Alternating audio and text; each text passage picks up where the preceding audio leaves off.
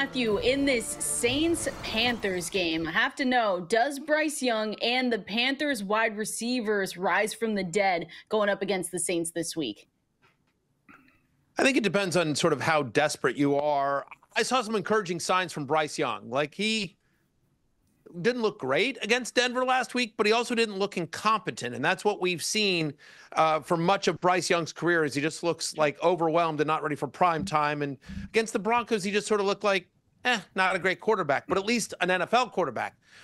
So hopefully maybe the time off gave him a little bit more confidence. And I think for our purposes, what was exciting is that even in a tough matchup on the road at Denver, he was still able to get the ball to his wide receivers. First game, there was no Diontae Johnson. Adam Thielen wasn't out there as well. So Xavier Legette sort of becomes kind of interesting in a top 40 way, Kendall.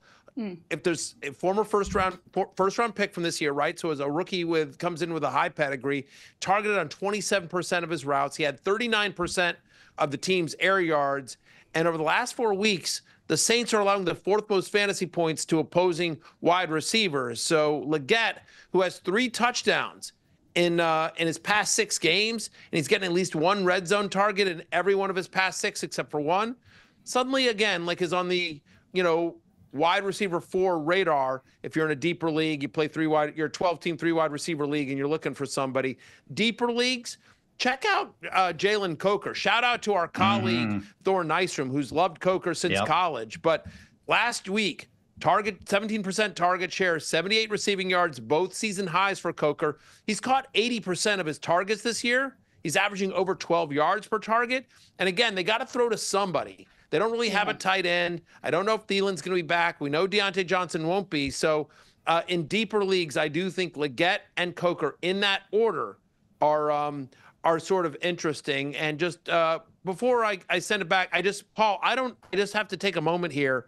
We can talk about this offline, but during the break, Kendall introduced me to this unbelievable indie band. I don't know if you're a fan of indie music, but Kendall told me there's a kid named Taylor Swift that Kendall just absolutely loves. Yes. She thinks she's become a Taylor Swift fan because it's an underdog story once again. Just an indie band that Kendall thinks has a future. She's just started listening.